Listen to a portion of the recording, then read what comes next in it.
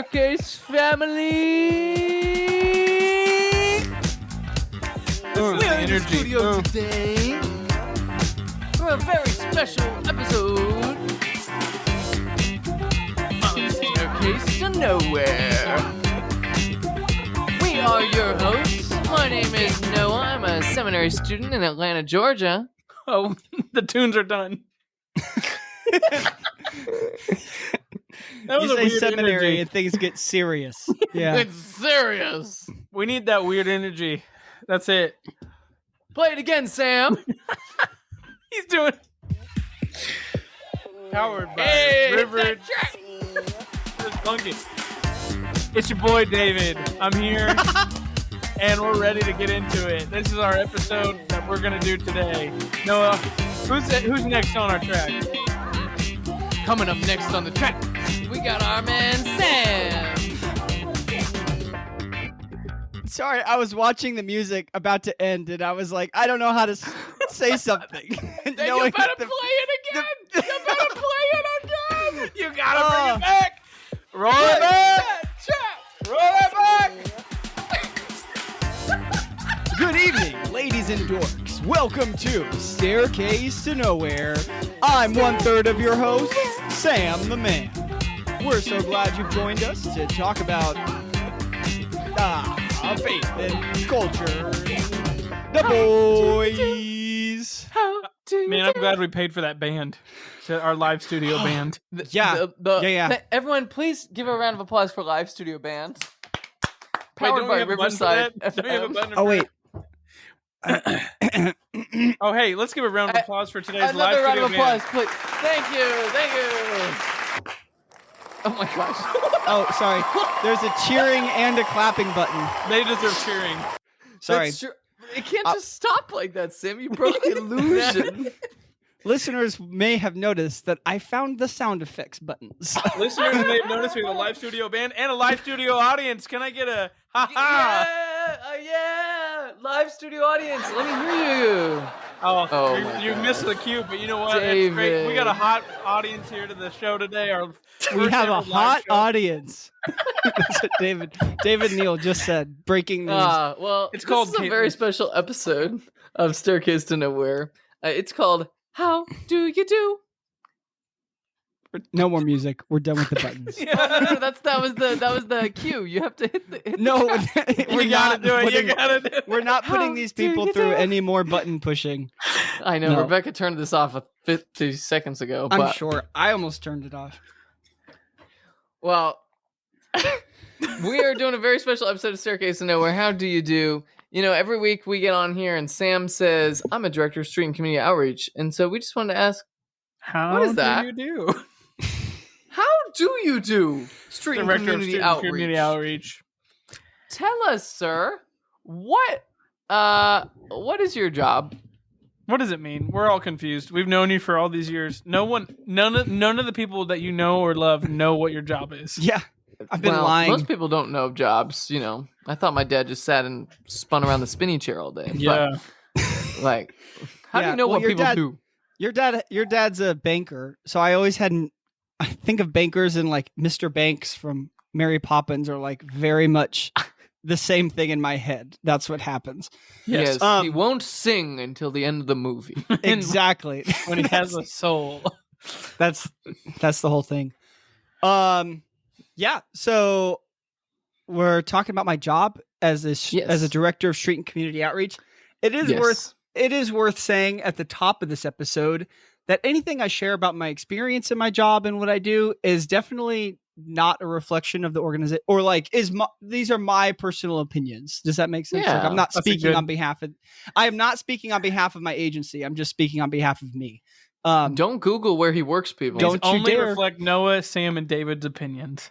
Yeah. Just the three of us. But, yeah. So as a director of street and community outreach, as with most jobs, I feel like I wear a lot of hats, but kind of rubber meets the road, talking more specifically about what we do. We specialize in crisis services for homeless youth ages 12 to 24. So with the organization Whoa. that I work for, my primary role is overseeing services to young adults who are between the ages of 18 to 24 experiencing homelessness, through drop-in services, through our outreach team, through our case management team, and stuff like that. But then we also have a 24/7 emergency shelter for kids. So runaway youth who are victims of neglect or domestic violence or all sorts of stuff, have a shelter where they can, like it's an opt-in service for them. So if they ever feel unsafe or in danger, they're able to access our services 24 hours a day, 365, where we provide them somewhere safe to stay. So the world that I exist in right now is homeless services for youth and young adults.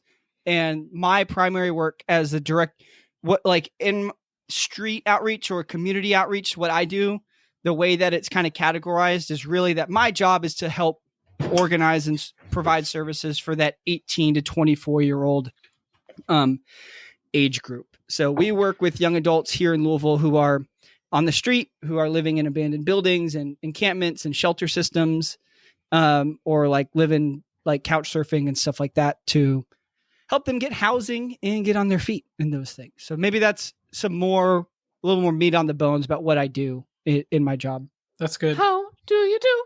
So I gotta know, like, are you like sitting at a cubicle all day, just crunching numbers and data sheets and Spinning the spinny chair? spinning the spinny chair? So in my role, we have a drop-in center that operates Monday through Friday, where we provide essential services for young adults like showers, hot meals, day sleep, Wi-Fi, clothing closets, really everything you need to get through the day, as well as case management services. So did you raise your hand? No, I did. Yes. Go Day ahead. sleep. Like people can come in and nap. Are there beds or just couches? Yeah, so we have bunk beds and couches. We're not our 18 to 24-year-olds. We're not an overnight shelter for them. But like you can imagine, if you like live under a bridge, like you don't sleep very well at night. Yeah. Oh man. If you've ever been to youth camp, like you don't sleep very well at night. You know what I mean? Like like it's just like if you're not. So we do provide like bunk beds and couches and stuff in places where people can sleep when they come in. A lot of folks, whether you're in a shelter outside or couch surfing, whatever, we still provide that day sleep for them, a space where they can come and sleep during the day and get some rest. That's cool. I never heard that term. Yeah. So my job, kind of what I do, is I oversee our case management team and our outreach team. So in-house, like in our drop-in center, our case manager and our like peer supports and other staff, like they are there to help people kind of move the ball down the field towards housing. Like let's just assume somebody starts with nothing. Like, and most of our folks do. Like they come in, they're like, okay, I have no birth certificate, I have no social, I have no ID, I have no insurance, I have no money, I have nowhere to stay. Like, all those things are solvable problems that we work on figuring out with people. So our team there helps do things like order birth certificates, because you can't get a job and you can't get housed if you don't have a birth certificate, and you can't get a birth certificate if you don't have a mailing address, and you can't get anything mailed to you if you're homeless. So like all these problems, you know what I mean? So just like all of these things that are really tough to figure out on your own, we're able to help be people's mailing address and provide them maybe $11 to secure an essential document or something like that. We help them get connected to connectors who work with like state Medicaid systems to get people food stamps and get them on insurance so they can go visit a doctor and take care of that toothache that's been killing them for a really long time. Yeah. So yeah, kind of my day to day, a lot of my time right now is spent in our center working with young adults, helping problem solve things like that. Like, where are people going to sleep? Like, what's the next step for you in housing? What's the next step for you in your development? And just like in your mental health and your journey with whatever that looks like for those folks. But then also we like the outreach component of that too, is before I was doing this job, my full-time job was just street outreach. So it was like working in encampments, going to shelters, working with community partners, and like, meeting with people on the street and building relationships in the community out on the street to get young adults connected to services. Because you can imagine if you're like 18 or 19 and you're living under a bridge or you're like out on the street, like there's a lot of grown-ups who have failed you. Like there's a lot of systems that have let you down.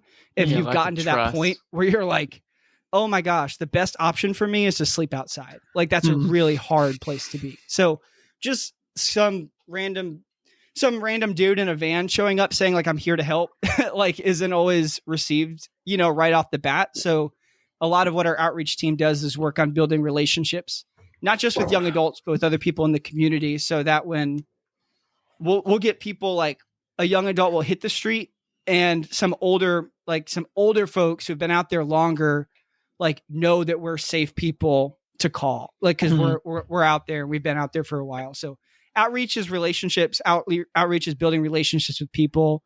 But yeah, that's so my job is overseeing those things and working, help. I also respond to some outreach calls with our team or making sure that like just the quality of care in our drop-in center is to the standard that we want it to be for young adults.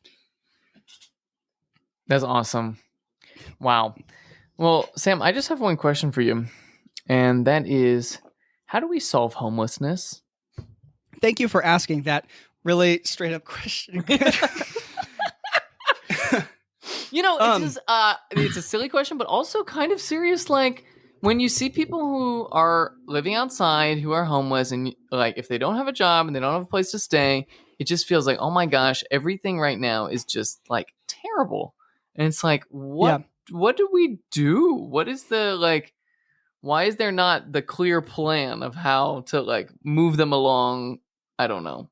I get so upset that it's like, there's no clear, like, just call this number and then this person helps them and this does that. Yeah. And it never works that way. Absolutely. Yeah. And there's like, I'm trying to think of different ways to answer that question without being like really cheeky and snark or something. Or like, give me the snark. Or to offer some, I mean, it's an honest question. I think hopefully if you're listening, you've asked the question, like, what do we do? Like, how do we advocate? How do we help? Do I give people money when they're panhandling on the side of the road? Does that help? Does that hurt? Do I like donate stuff to shelters? Like what are some different things I would on like the starting like very large, like advocating for more affordable housing wherever you live is an incredible place to start. Like here in Louisville, our last big report showed that we were like 30,000 units short in our city.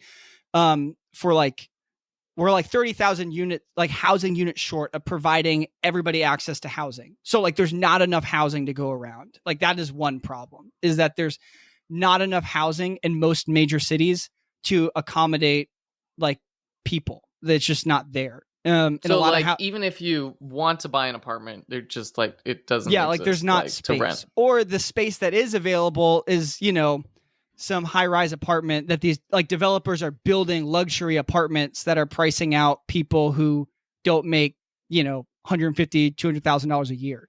Like, you know what I mean? So there's not one, in one sense, like, I mean, one big thing is read up on wherever you are and start doing some homework about like, hey, do we have the housing to actually support the people in our communities? And you'll probably be surprised by the answer. There's, anyways, we could rabbit hole that. We could chase that down later if you want to. That's one thing. Like, how do we fix this? Like, homelessness is a housing problem is like a mantra that is, talk like that's just kind of some shorthand in the worlds I work in. So advocating for more housing. And that means like, if you live in a neighborhood and this is where rubber meets the road. Like if you live in a neighborhood and the city is proposing to build some affordable housing units in your neighborhood, don't be a part of the group that says, no, we don't want those people here. Like that's be the part that says, let's build more right here. Yeah. Be a part that says, yes, we do need more. And, socioeconomic diversity is actually good for our communities. Like it's actually good for us to be, diverse in a lot of different ways. Like, so anyways, advocating for housing is a big one. Zoning laws. Yeah, like check your like that's like the whole thing. And people with money and power love to push people they don't want in their neighborhoods other places. It happens it still happens. So, Well, that's I've seen some of the problems too. It's like people are trying to fix it, and like I had someone who I knew was trying to build a tiny home community and certain towns and cities won't let you build units under 700 square feet.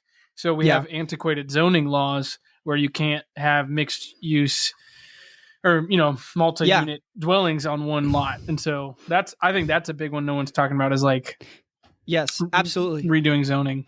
Louisville, like this within the last year, just passed to that point. They just amended some things to where basically just think about like in layman's, like keep it simple. It used to be really hard to get like a guest house on your property, and now it's a lot easier. So if we wanted to add like a small home in the back of our house to rent out as a studio, it'd be a lot easier for us to make that happen just because they have adjusted zoning laws, which is huge. And it used to be illegal. Like, it used to be illegal or just incredibly hard. And so stuff like that, like those are some of the meta things. Like, how do we fix it? There's some big things that need to happen. Like we need more housing. Like wherever we go, we need more housing. So, how do we fix it that was your start of how do we fix it? Yeah. Build more affordable housing. Yeah. Build more affordable housing for sure.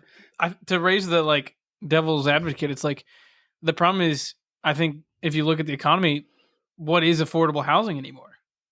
Right? Like, because if you're thinking of the perspective of the landlord, right, even they are having to charge more just to cover their mortgage or just to cover their repair costs. So like, to me, it's like, it's just, I almost get frustrated because it's like, oh, it's a never ending problem because unless you subsidize it, right, there's no way to actually build affordable housing because like I'm getting to the point where I have a good paying job and I can barely afford certain houses in this town that I live in. So, it's, I think to me, it's like, it's easy to get like, just, I'm done. There's no way to fix this because everything's getting more expensive. I don't know. You have any thoughts on that? Like with getting into economics?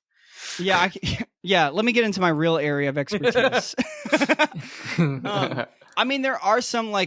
are some, I want to say like basic laws of economics, just like the supply and demand stuff, right? Like if there's not enough housing to go around, that means the housing that is available is going to be more expensive. Like, and if there is a surplus of housing and there's a more competitive rental market, then that's going to make it a lot easier.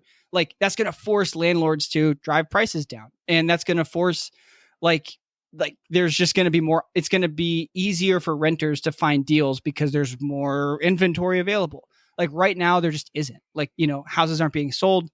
Like, and the developments that developers are focusing on are larger single family homes that make more money. That it's right. More profitable for a developer to build a $400,000-$500,000 McMansion home. In a neighborhood, built up of 5-bedroom house in a subdivision. Than it is for developers to build apartment complexes that are 1 bedroom with high turnover rates and stuff like that. That's just that's some money, but there's tons of ways for developers to create. There's lots of like tax incentives. There's lots of money out there for developers to create and build, build these, complexes or units and stuff. I would say just a lot of times I can just speak for our city. Like, I don't know if our city's been the best about advocating and incentivizing, those builders to do that and promising that like, hey, if you build this, we're going to have vouchers and we're going to have the city's going to back it up and it's going to be better for the whole community. Because if we all lived in Louisville, all of our rents would be affected by the fact that there's a more competitive rental market. So, okay. Didn't mean to, how do we fix homelessness? I liked that one. That was cool. All right. So that's pretty big. What else? So like housing for sure. And I'm just thinking through work, like the next thing is shelter access. It's a similar problem. I can just speak to Louisville. People could probably look up facts and throw out things in their own city. About there are always going to be more people on the street than there are beds available. Like that's where we are right now. Like in our city here in Louisville, there's other, like New York has a right to shelter ordinance where they guarantee a shelter bed or a hotel stay for anybody staying on the street. It's a really interesting idea. They're seeing that it's really hard to maintain and sustain and extremely expensive. But like a lot of the things I would say about affordable housing, I would say about access to clean, safe, reliable emergency shelter. Like it's zoning stuff, it's money stuff. What I would really encourage people to, here's a soapbox. When I'm here in Louisville, just to name stuff, the shelters that we have here are Wayside Christian Mission, St. Vincent de Paul, Salvation Army, and Recenter. And there's a couple, they're like two other like detox ones. All four of those that I just listed are Christian-based organizations that were founded 100 plus years ago. When was the last time a church opened up a shelter? Like spent $1 million to break ground on a shelter for the homeless in their community. The church is really good. I mean, like Christians were really, we could talk about, the social gospel movement and all this, like, this stuff that happened, a little different movements throughout church history. But I think that how do we fix homelessness? I think the church needs to own the fact I almost said the church needs to own the poor. That's a horrible way of phrasing what? it. Sam says the church needs to own poverty as our task. Like the church needs to say, like, yeah, Jesus has commissioned us to love and care for the needy in our city, regardless good of who news they for are. the poor. Yeah, like the church is for the poor. And we're going to open more, the church is going to take on the responsibility of opening more shelters to care for the sick and the homeless, because it's not, like, just, that's my take. Like, that is something that I feel like there's an area of opportunity for us in, as like the American church to step into that role. Cause if we're talking about, there's a housing problem, there's a shelter problem. What are some of the things that we could solve as the church? And historically, we've done it. We've been known throughout history as people who care for the sick, who care for the poor, who are hospitable, who like do that. So let's do it again. Like, let's break ground on a new shelter and let's open 100 more shelter beds and, all that. So yeah, how do we solve it? I just encourage people, like, if you're listening, how do we solve it? Like, men and women just like us did this stuff. They opened shelters, they started programs, they did this thing. So, look at needs assessments of your city, see where the biggest needs are, and then like pray into, like, I don't know, how you could be a part of the solution. So yeah, there's a housing need, there's a shelter need for sure. What were you going to say, Noah? That prayer of, is this something that our church can be a part of? Is this something that we together can contribute to? Yeah.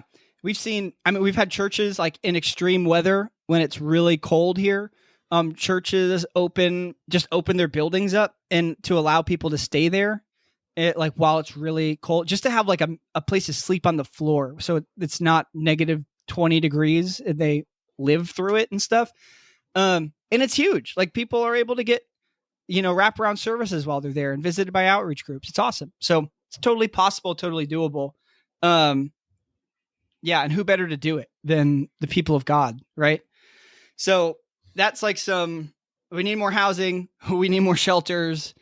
And then, yeah, I think we need to be people who, like, I don't know, I don't know how I want to say this, but just we gotta work through our stigmas. We gotta work through our judgments, honestly, of like seeing people and just like seeing somebody on the street who's strung out or who's, panhandling or something, and just jumping to conclusions about them and jumping to,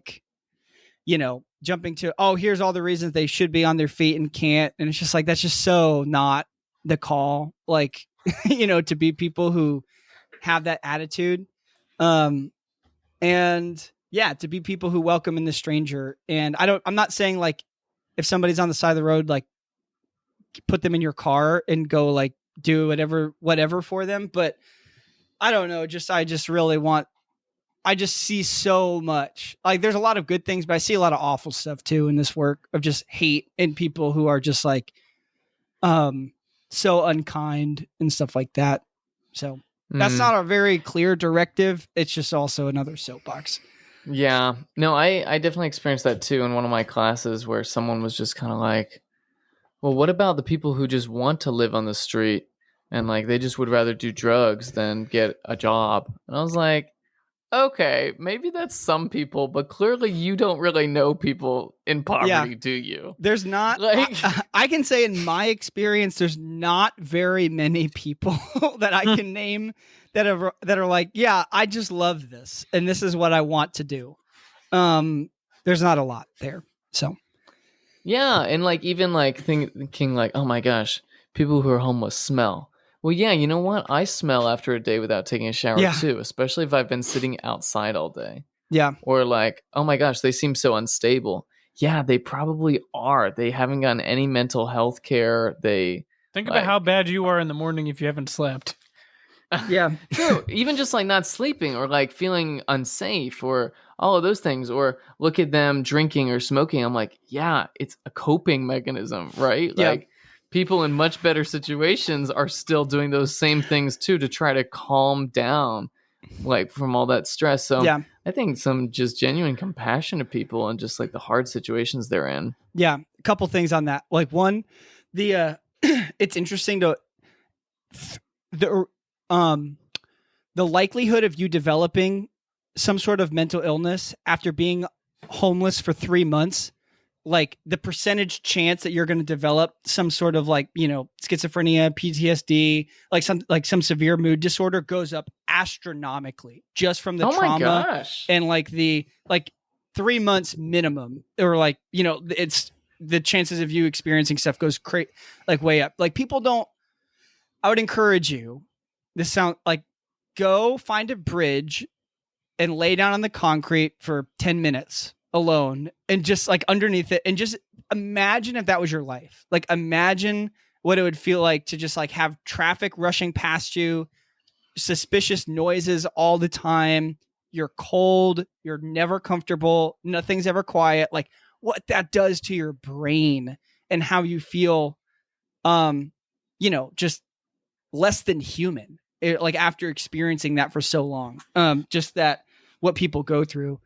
And then, so like one, just what people go through on the street and what they endure and experience and how that affects them mentally is like something we need to take seriously. And then two, like, I think at least when I grew up, like growing up in the tradition I did, like, I feel like addiction was very stigmatized. Like there's a lot of stigma around drug use and abuse and just how awful, quote unquote, like those people are or something. Just like we can have all these labels about addiction.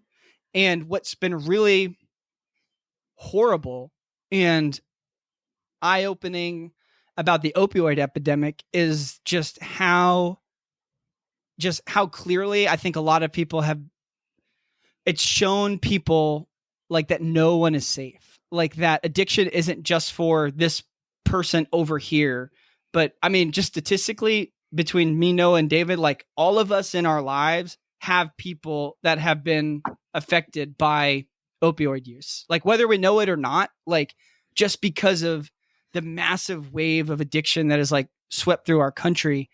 And I think the church has a lot of area to grow in like how we care for people who are experiencing addiction and how we meet them where they are and how we like even make space for them in our like I don't know, like just destigmatizing and not being afraid to be like, oh well, this person uses drugs or this person, like we just need to like learn. And that is really hard. You can't just hear me say that and be like, oh yeah, I'm gonna be done thinking like I'm not gonna stigmatize people anymore. But the way that we undo that is through being in relationship with people and through really getting to know people's stories and really honestly seeing God transform lives and entering spaces where things are really messy and really scary and really hard. But like when you see people break through addiction and when you see the Spirit, I mean, bring people back from death to life, like that is transformative. And it really gives you new language for like what God is able to do in our communities. Like God is stronger than addiction. God is stronger than homelessness. God is stronger than all of these things. So yeah, that's just some stuff that I would also talk about. Yeah, that just makes me think like, is your church gathering safe, inviting only for those middle-class families? Yeah. Or is it inviting for someone who hasn't showered or someone who has been struggling with addiction or someone who is in this really tough moment in their life? Like, how do we make church gatherings that are actually like multi economic and for people that are in different stages of life and not just comfortable for those who have that middle class stability? Yeah.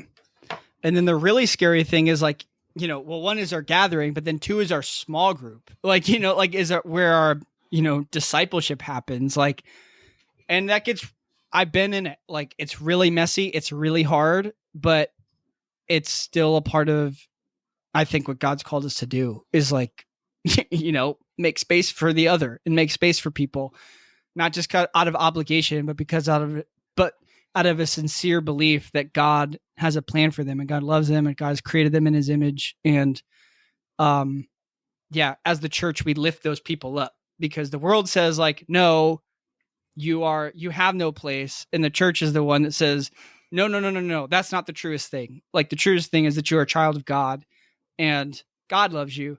We love you. And, here's an inheritance that is, the kingdom. So. Woo. I was wondering, I feel like I'm going to do a timely question just based off of the Olympics and stuff like that.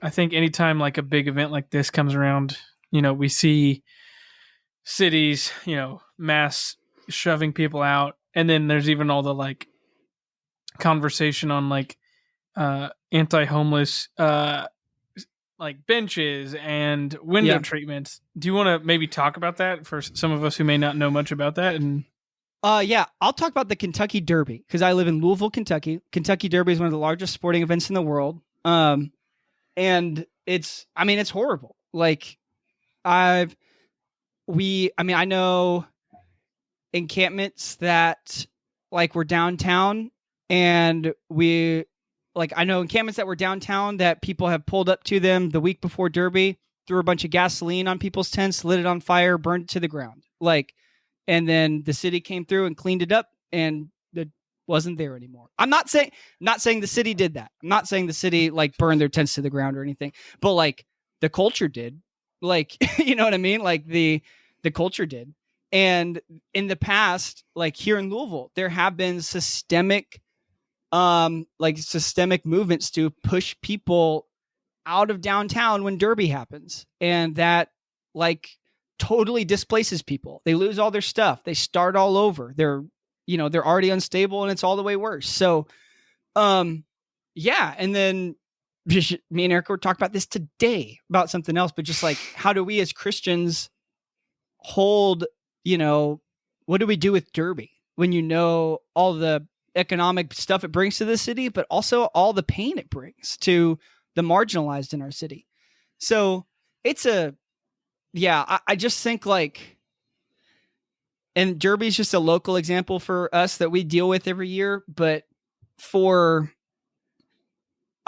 I think the sad reality is that like when big events like that happen, it's just such a divide where the well-off are going to have a blast at the expense of the people who are the least fortunate, So, the people who have nothing are the ones that are going to get pushed aside. So the people that have much can have a good time. And in the city where they don't usually go. Like they have a place somewhere else. Yeah. and they get this place too now. Yeah. And that's yeah. I mean, in Louisville, I mean, around Churchill Downs is not a very, like, the neighborhood is not that great. It's full of like low income homes and stuff. And it really jacks up people's lives. But like, people come and just throw around probably billions of dollars and gambling, but then people like can't get to work, and our homeless neighbors, like, you know, are shoved away and all this stuff. So I guess this is just a depressing rant or just like an eye-opening thing to how, you know, how our excess does affect people, and how our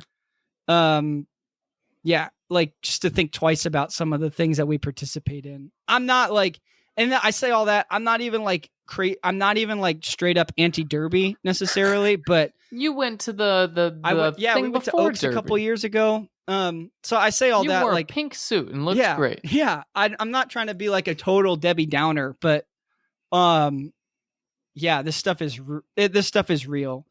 I know, yeah, like Indianapolis is like that too, where they were hosting maybe the tryouts for the Olympics, and I'd gone down to Indy a couple weeks before that, and it was the worst I've ever seen Indianapolis. It just makes you weep.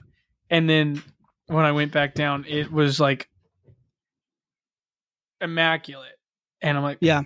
So where are these people? That's praise God, they housed people so fast. Oh, that's yeah. amazing. Oh, they all got great houses. Yeah. They're all living that's great incredible. Lives. That's funny. Yeah.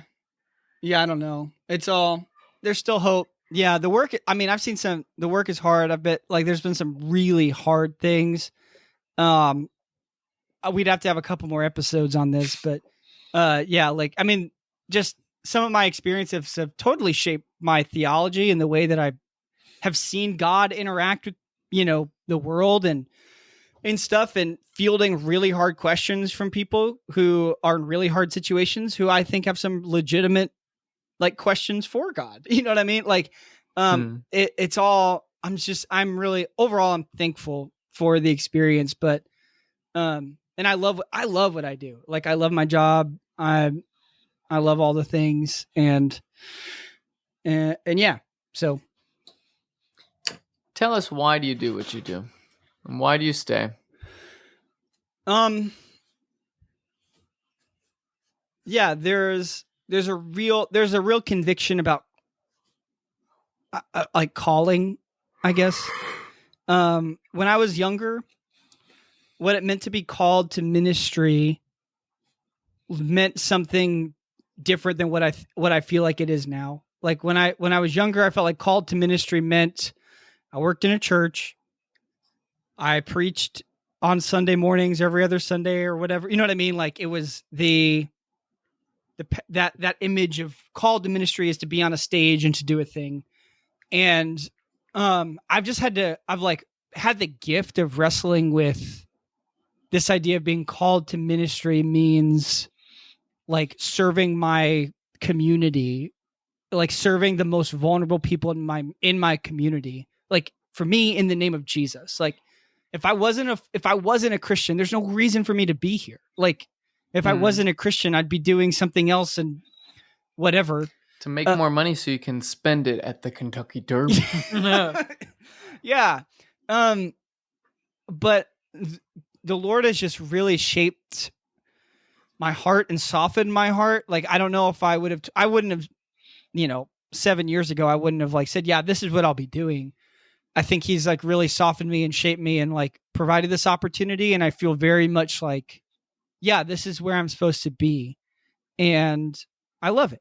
And he does provide strength every day when there's really hard things and stuff. But that's, like, the faith side of, the coin of, like, I feel a calling and a conviction and an empowerment to stay and do this work. 'Cause at least that's where I am right now. Lord could definitely call me somewhere else eventually. But then also, there's beautiful moments when we see young adults, get keys to their first place. I bumped into a guy at Kroger 2 weeks ago, or I don't know, last week, whatever. I was grocery shopping and I bumped into him and I was like, oh, hey. And this was a guy that we had helped house 2 years ago or something, a year ago. And he was with his family and he was helping his family buy groceries. Like his dad and his brother, like, aren't in a great situation. I met them when they were like living in a car, in a warehouse, yada, yada, yada. But like now he is in his own place and he's helping his family buy groceries. And like, he was like, Dad, this is the guy that helped me. Like, these are the people that helped me. And, you have all the hard stuff, but then things like that, you're like, oh, I'll be all right. Like, that's worth it to see how the work just shapes people and changes the trajectory of families and people's lives. So yeah, it's good. It's hard. It's all those things. It can be both at the same time. So that's why I stay. That's why I do it. And it's a good time. I have a great time generally. Wow. Like, well, praise God that you do. Thanks. I feel like that's a good note to cap it off and just say thanks for sharing. How do you do? How do you do? Street and community outreach. Really just enjoyed hearing you share about that, and I just love the way God's gifted you to be passionate for justice and for people, and to be able to put all your energies into helping make it happen for some people. Yeah. So keep up the good work.